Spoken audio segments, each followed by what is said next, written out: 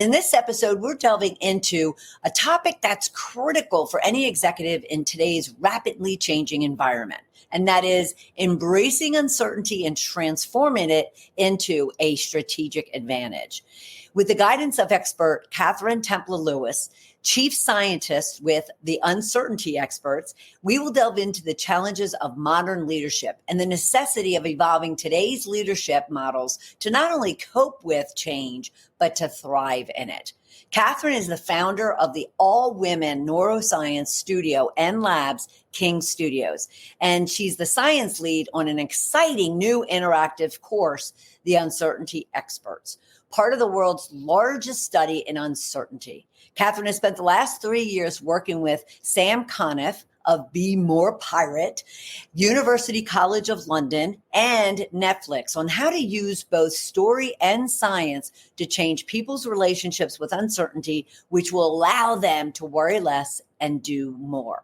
We'll discuss the need for a new leadership framework that embraces adaptability and foresight, is not just beneficial, but essential, and help you to understand the power of vulnerability in leadership. Because isn't it time to debunk a common leadership myth, the belief that leaders must always have all the answers? Today, we'll discuss the power and the necessity of admitting I don't know. Lastly, we will have to get into the topic of emotional intelligence when it comes to decision making, as emotions play a crucial role in leadership, often dictating the outcome of decisions more than we acknowledge. Stay with us. Welcome to Shedding the Corporate Bitch, the podcast that transforms today's managers into tomorrow's powerhouse leaders. Your host, Bernadette Boas, executive coach and author, brings you into a world where the corporate grind meets personal growth and success in each and every episode. With more than 25 years in corporate trenches, Bernadette's own journey from being dismissed as a tyrant boss to becoming a sought-after leadership coach and speaker illustrates the very essence of transformation that she now inspires in others with her tips, strategies, and stories. So, if you're ready to shed the bitches of fear and insecurity, ditch the imposter syndrome, and step into the role of the powerhouse leader you were born to be, this podcast is for you. Let's do this. Welcome, Katherine. How are you? I'm good. I'm really excited to be here. Thank you for inviting me. I'm excited to have you here. This topic is very interesting to me because it is a crazy time right now, and it has been for a number of years, but it doesn't seem to be changing anytime soon. And so I want to get into all of that. But what I'd love to learn first and have our viewers and listeners learn is a little bit about Katherine. I'm Katherine Templar Lewis. So I'm a human and cognitive scientist because I've been a science geek for as long as I can remember. I'm based in London in the UK. And yeah, really my greatest passion has always been humans. I think we're absolutely fascinating. I think we're incredibly powerful and amazing. And I sort of grew up amazed really at how we've lost so many fundamental skills of being human, like connecting with each other. We're all isolated. We have all these big challenges.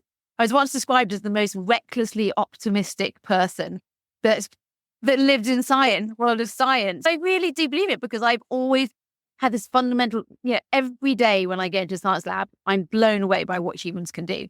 And it excites me so much that I think, my entire career path studying cognitive and brain sciences has just been to tell people. I used to have a boyfriend once who I used to wake up in the middle of the night because I'd be excited about something in science. I have to tell him, what's something that we can do and we don't know? Our brain is amazing. Let me ask you then, segueing into our topic, how did you then land up in this space of uncertainty?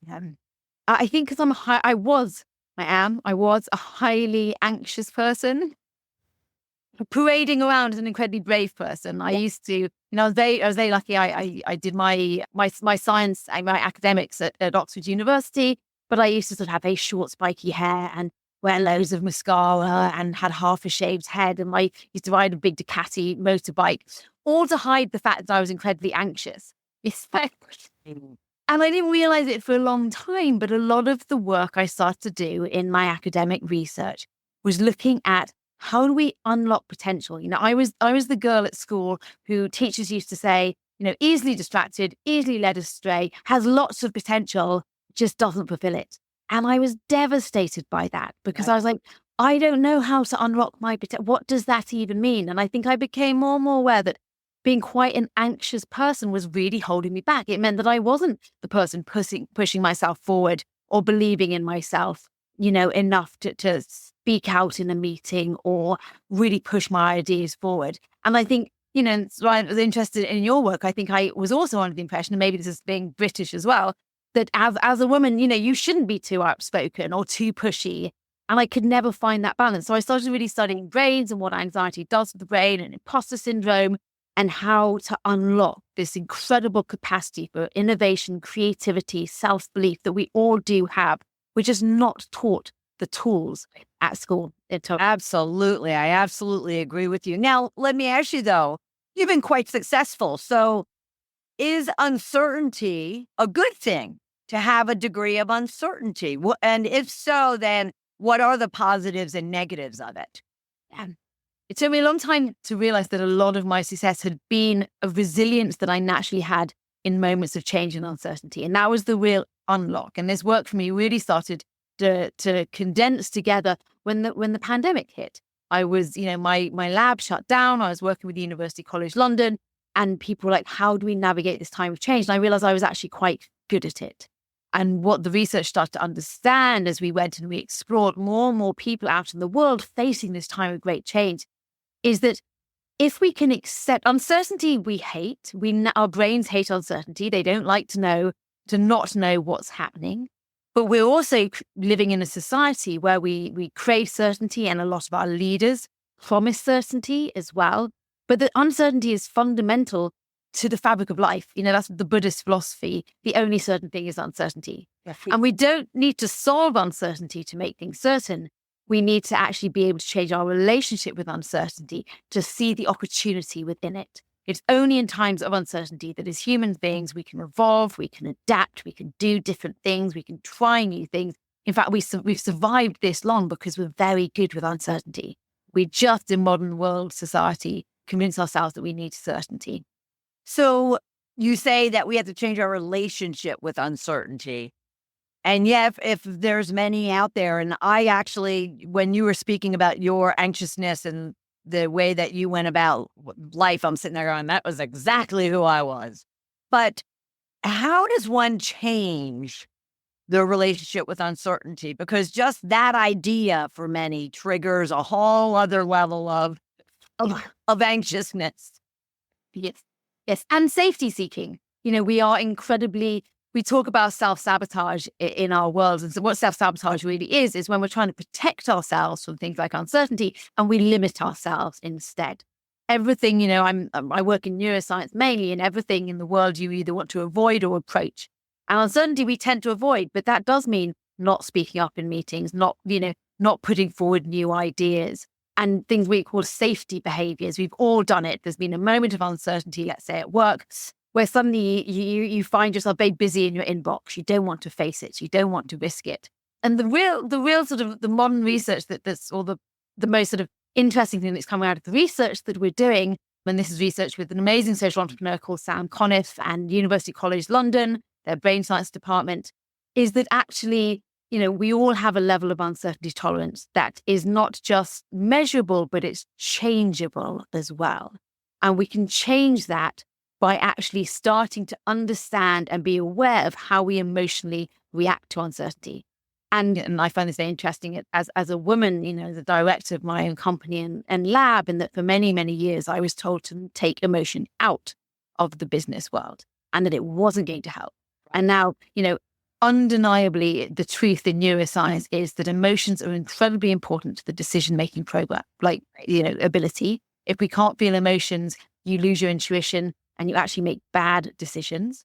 But those emotions need to be regulated. Yes. And so in order to regulate those emotions, you need to be in touch with them. You need to have a conversation about emotion and to recognize them, especially recognize how you emotionally react to uncertainty. From there, you can learn to regulate that emotional reaction. And then you unlock this amazing intuitive power that can be far more powerful than facts alone in a moment of uncertainty, to make a decision, to lead a team, to be creative.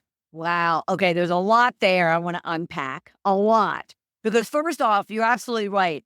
I often talk, and my viewers and listeners know my whole kind of preaching about we're not robots.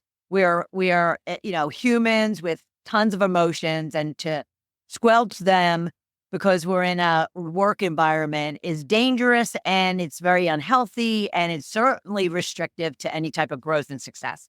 Yeah. So that said, I'm totally on board with you. You said when we can measure and then change. So if someone's sitting there listening or watching today and they're saying to themselves, I know that I just don't know how to articulate it. I don't know how to identify it. I don't know how definitely to measure it, let alone to then change it. So what do you do, and how can you help individuals really recognize that uncertainty and anxiousness to then be able to get to a point where they can measure it? And how do they do that? Yeah, well, we've been really lucky in, the traditional ways to change. So uncertainty tolerance is a psychological trait, like things like open-mindedness, or, everyone knows the big five, anxiety, neuroticism, things like that. It's just very rarely measured. There is a slightly dry scientific scale called the tolerance of uncertainty scale that you can test people on. And actually on our website, we provide a test people can look at and test where they sit on it. But what it does is it makes you aware of how you emotionally respond to uncertainty, which most people don't think about. Because you don't like to think about their emotions. We live in this sort of slightly toxic positivity era where it's like, don't admit you get afraid to uncertainty. And one of the ways we help people understand it is through storytelling. So we've been lucky enough to work with people like Netflix on a big interactive documentary. We create courses. We're writing a book that's coming out in June next year called The Uncertainty Toolkit, that really helps people realize that it's okay to not like uncertainty. It's okay to have a negative emotion. It was amazing. We went and we worked with all these incredible people we called the uncertainty experts at the fringe of society. People who had been in gangs, people who had been in prison, people who had very sort of extreme circumstances. And they all admitted they're very successful now. They changed their lives around by acknowledging the natural fear every human has to uncertainty. And not just that, but what it feels like. We're so out of touch with our bodies and the emotions that sit within them. And so what we do is we help, it's a sort of in psychology, cognitive behavioral therapy, touches on this, but we wanted to make something that was much more interactive with people. As a part of our mission has been, how can we help people understand what it feels like when they face uncertainty? And what can you do to have emotional regulation around that? And that's everything from the things you've probably heard about, from breath work to something called interoception, which is this new science of being able to feel your emotions in your body and label them. We're terrible at labeling our emotions. And what we find is that, we almost have to feel more to be able to regulate our emotions. And by helping people be brave enough to feel more emotion in their body, you then can regulate it, because your emotion is a data stream. And it's just your brain trying to tell you something. And when you start to acknowledge it, it then becomes manageable. You can then calm your nervous system. Right. And that's something I think that, and I don't make any sort of gender stereotypes whatsoever, but a lot of men are cultured to ignore their emotions. And women are sort of cultured to think that they're unhelpful and push them away. When actually we need to get to a place where we can actually feel and go, actually, I do feel afraid at this moment of uncertainty, and that's okay. Right. And I can regulate it. And once you start to regulate it, you start to actually tap into the deeper emotional data stream, which is your intuition. And we know that people who, for whatever reason, have had the emotional part of their brain disabled through accident, through whatever's happened, they can't make decisions. And they're especially bad at making decisions in uncertainty. Because they lose the emotional intuition that they have, because data is not enough in uncertainty. In uncertainty, things have changed. So you don't know what's happening next. Your brain can't predict what's happening next. When things are stable, you can just use past information and you know what's going to happen and you can gather information. The state of uncertainty is the state where you don't have enough information to know what's going to happen next. But that's when your more subconscious mind, which has a wealth of experience in it, and it can pick up on all sorts of things around you that you can't consciously sense, picks up signals and gives you a gut feeling. That gut feeling can be very important.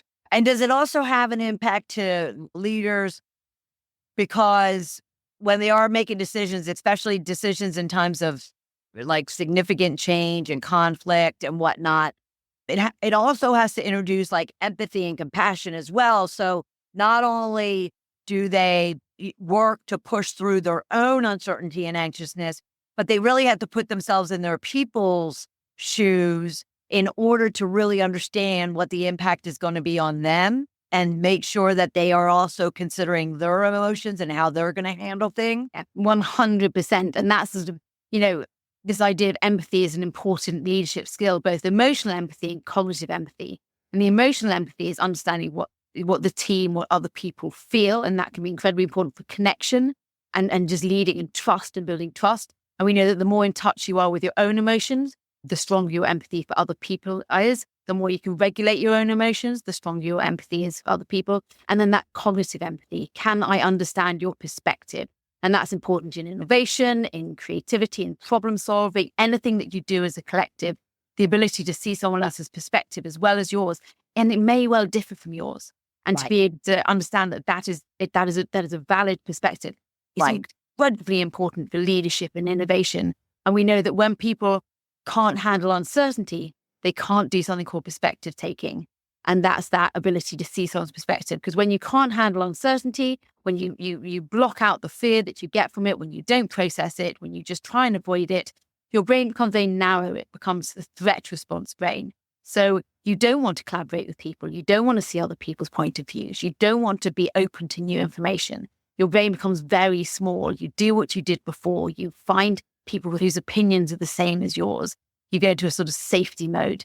And that's really reductive, especially in leadership, because it means you can't hold the space to find out new ways of doing things, to work collectively with your team to come up with a solution, to even have empathy to connect with your team. And to me, it means that they're just at that point moving away from actually being a leader and just trying to protect themselves, as opposed to even really understanding what others need from them and the business needs from them enough to where they're willing to push through and willing to do work on themselves so they can then help other people. Does that make sense? 100%. And I think, the strongest thing a leader today can say is, I don't know. But that takes a degree of ability to tolerate uncertainty. We did this study, which really shocked me amongst thousands of leaders. And we said, would you rather make a decision, but it not be the right decision, but make a fast decision so people knew you were certain? Or say, I don't know, but would work it out and not make a decision, even if it brought you time to make a better decision? And 79% of leaders said they would rather, or they would feel forced to just make a quick decision because they didn't feel that they as a leader could say, I don't know. And that's so dangerous because it means you're making decisions before you've thought about it, decisions based on fear, you're doing what you've done before, Stubbornness or pride or ego. And that's not necessarily going to be the best decision. It seems obvious as to why anyone would not be able to say, I don't know. Yeah. But what is that thing that you can tell them to kind of wake them up around that stubbornness, around that position of, I'm too prideful or it's going to make me look weak? What do we tell leaders to get out of that mode and to get into that space of being okay with, I don't know? Because we tell our people that it's okay if you don't know, but yet we can't do it. Yeah. And I think you're right. There's a two-shift change that has to happen because leaders can get on board and say, I don't know. But if there's still an expectation of them to know, then they're going to look like a leader. We've been working with people, especially really interesting people sort of in the RAF and the army, in how do you say very bravely, they're often in these huge conflict situations where there's a lot of uncertainty. And just being able to say, being able to take time to say, I don't know yet, but we'll work it out together. Because when you start to include everyone else, they feel like a collective, they feel like a team, they feel inspired, and you're not saying, I don't know, you're saying, we're going to work it out. I will work this out. That's what I'm here for. We will all do this together. So it's that, again, assuring people it's going to be okay, because that's what people want to hear from the leaders, that it's going to be okay. Yes. And they think that making a fast decision makes that, or saying, yeah, I know the answer. But actually, if you can create a space of I don't know yet, but it is going to be okay. We will work it out. And the reason, we're taking time is to work out the best solution. Then it can inspire confidence and trust that way as well. Because do they not see that if they always have an answer just because they're too prideful to say, I don't know, but that answer is wrong or sends them in the wrong direction, that's creating more stress and more disrespect from their people than if they were to say, even if it's regularly, I don't know, but we're going to work it out. I don't know, but we're going to work it out. They have such a hard time seeing that, don't they? Yeah, the damage that will happen if they get it wrong will actually be worse than. So all people want to do when you're leading them is to feel safe, and there's lots of ways you can do that, and that's a lot around connection and community and trust, and of course saying I know makes everyone, oh thank God, I don't have to work it out. But if you're wrong, you lose trust, and once you've lost trust as a leader, it's game over. Really, you've got to inspire trust. And so, yeah, it's understanding the bigger picture in that. Yeah. And you talked about needing to reframe or come up with a new leadership framework in order to then have these, leaders move through uncertainty and really be able to deal with the changing environments. What is your take on reframing the leadership framework? I think the first is this sort of recognition that it's very, very static.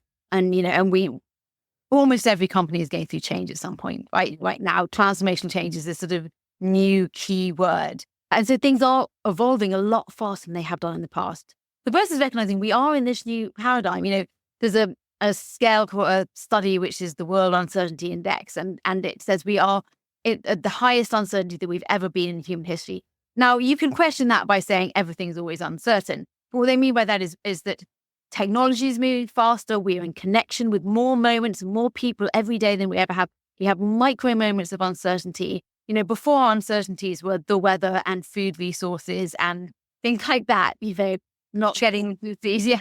And now we have everything from the big conceptual climate change. I mean, a lot of that, it's a very real thing. It's not just a concept, but those more sort of high level uncertainties, economic instability through to our every day. I think in the UK alone, so like 2/3 of people want to change their job, but they're unsure of where to go or what to do.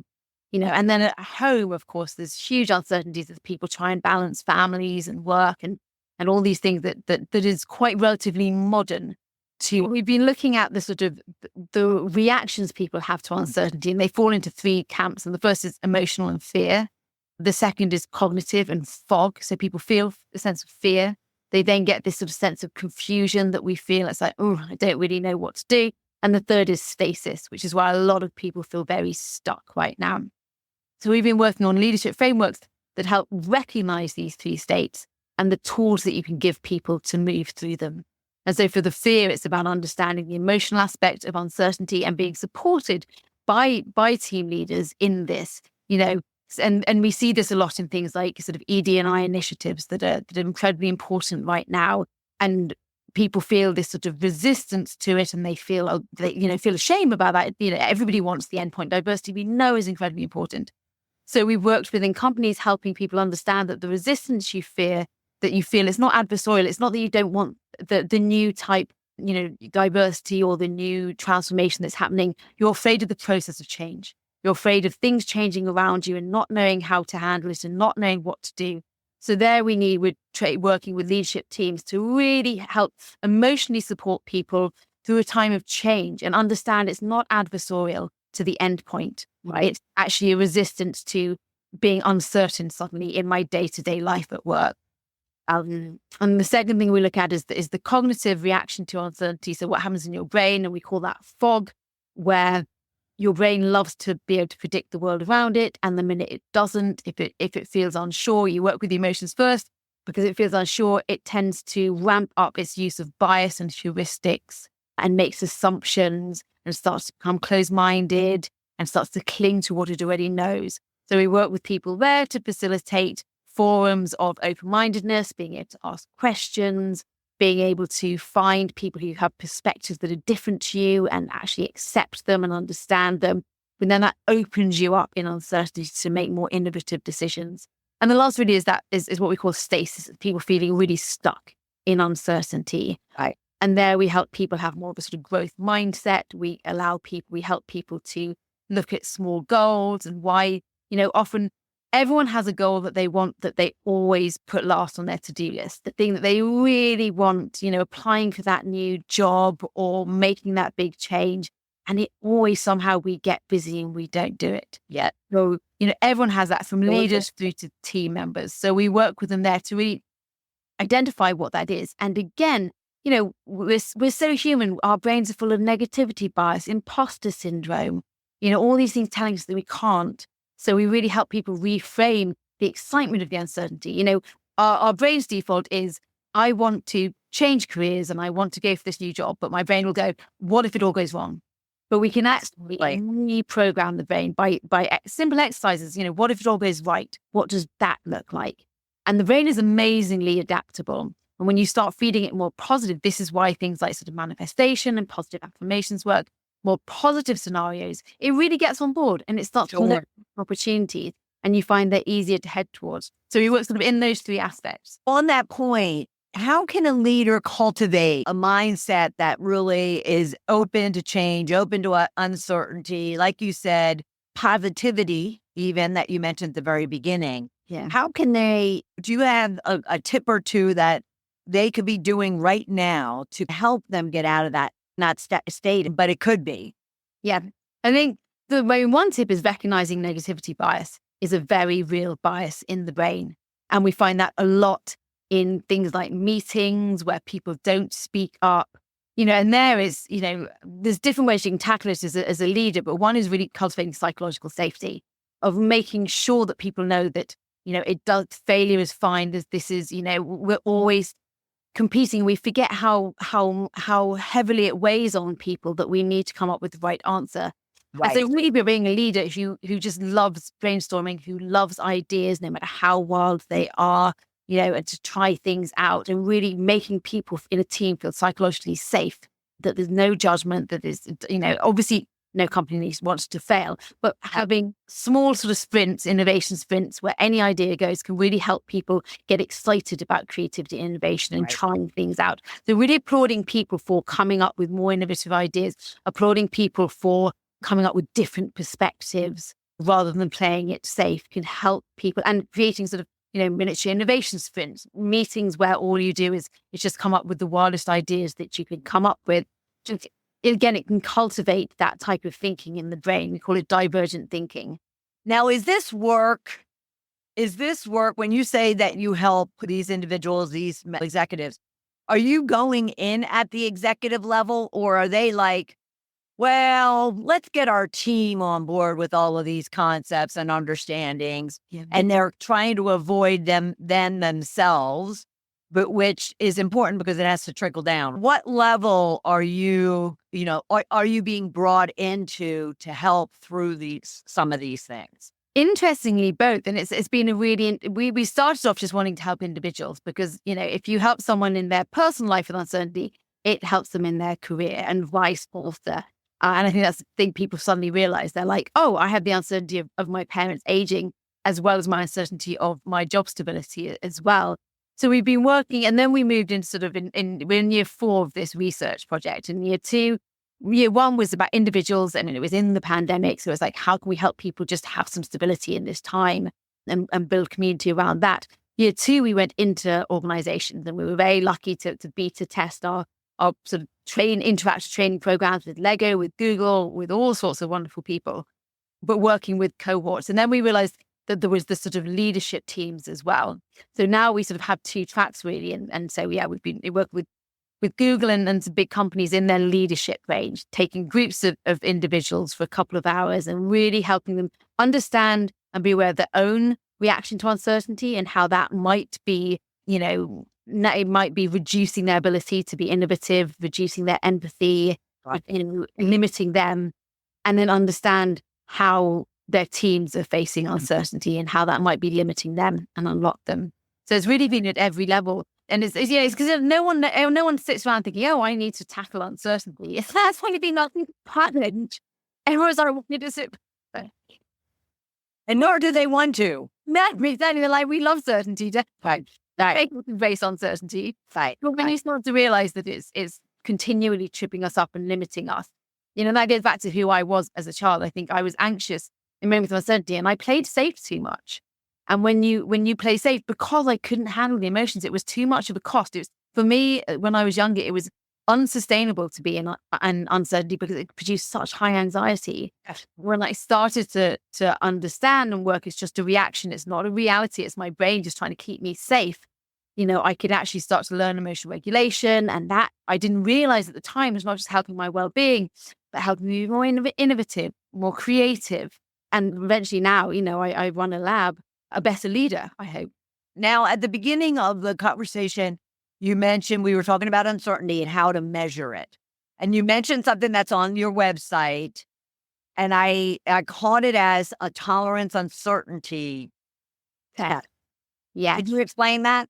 Yes. So this is it comes from the world of behavioral psychology. It's an incredibly valid scientific assessment. And it's actually called the intolerance of uncertainty scale. And it shows it asks you a series of questions. There's about 25 questions.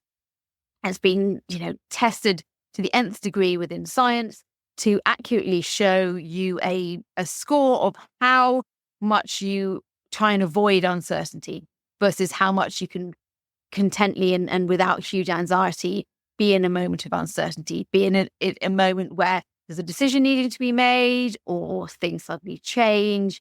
And what we find is the less you can tolerate uncertainty, the more anxious you are, the more you find that you avoid moments of uncertainty, even though, of course, there's opportunity in all uncertainty. We find that the more your mind sort of shuts down and you want to make quick decisions or decisions based on things you've done before. And the more that you can tolerate uncertainty, and that means regulating your emotions around them, understanding that you're not going to like this time, but reframe it to be a positive, look for the new information, look for the exciting opportunity. That trickles down to every aspect of your life, from well-being to creativity, problem-solving, innovation, and leadership as well. So because it's an incredibly, I was going to say boring science scale, but I shouldn't use this. It's a slightly dry science scale. So we made it more fun, which is obviously why gifts and memes. And yeah, it is on our website and you can test it. It'll give you an automatic score as well.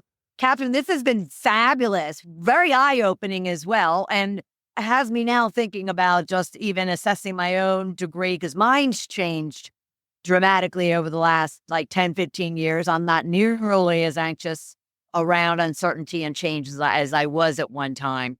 But I so appreciate all this. This has been fabulous. Brilliant. Well, thank you. I've been so, I so enjoy the opportunity to talk to people about sort of uncertainty, and really because I'd never thought about it before. I know it again. And I was like, oh, wow, a bit of reflection. I really do have this relationship with it. And when I got to address that, it unlocked all sorts of things in my life. Well, and I love that. I love the fact that kind of identify the relationship you're having with that anxiousness, with that uncertainty, put words to it just so, and, even tell a story to it, just so then you can kind of see it for that it doesn't have as much power as you're giving it mentally and emotionally. Fabulous. Well, everyone, please follow Katherine on LinkedIn and Instagram. You can find her at The Uncertainty Experts as her handle, as much as her website, uncertaintyexperts.com. Thank you so much, Katherine. Thank you for tuning in to today's episode of Shedding the Corporate Bitch. Every journey taken together is another step towards unleashing the powerhouse leader within you. Don't miss any of our weekly episodes. Subscribe to our podcast on Apple Podcasts, Spotify, or wherever you love to listen. And for those who thrive on visual content, catch us on our Shedding the Bitch YouTube channel. Want to dive deeper with Bernadette on becoming a powerhouse leader? Visit balloffirecoaching.com to learn more about how she helps professionals, HR executives, and team leaders elevate overall team performance. You've been listening to Shedding the Corporate Bitch with Bernadette Boas. Until next time, keep shedding, keep growing, and keep leading.